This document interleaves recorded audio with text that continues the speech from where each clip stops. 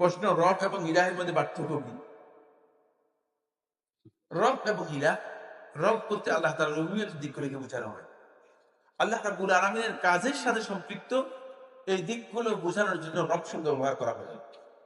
যেমন আল্লাহ তাআলা সৃষ্টিকর্তা, আল্লাহ রাব্বুল আলামিন জীবনদাতা, আল্লাহ রাব্বুল আলামিন আমাদের মালিক, আল্লাহ তাআলা এই পৃথিবীর সবকিছু নিয়ন্ত্রণ করেন, আল্লাহ রাব্বুল আলামিন মানুষদের মৃত্যু দান করেন।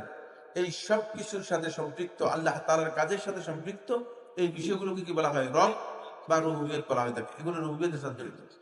আর ইলাহ হচ্ছে বান্দার কাজের সাথে জড়িত বিষয়।